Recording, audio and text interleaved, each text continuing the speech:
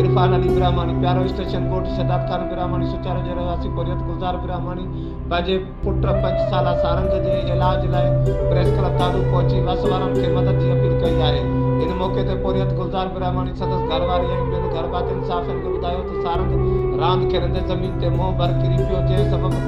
निगर खे अख में तमामु धकु घणो लॻो, जंहिं खां पोइ हिन जी अखि सुॼी वई,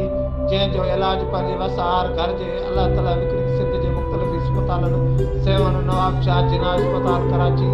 इंडस इस्पताल ऐं समेत 2 इस्पतालनि में इलाज करायो, पर को बि फ़र्क़ु नाहे थियो। डॉक्टरनि मूजिबि सारंग खे अख में ब्लड कैंसर थी वियो आहे, जंहिंजो इलाज लाहौर जे प्राइवेट इस्पताल में थी सघे थो, पर असां मिस्किन ग़रीब आहियूं। असां वज़ीर आज़म पाकिस्तान शहबाज शरीफ़, वज़ीर आला सिंध सैयद मुराद अली शाह ऐं ॿिनि वसवारनि तौरु इंसानियत सां चार रखंदड़ माण्हुनि खे अपील था कयूं त असांजे बचे जो इलाज लाइ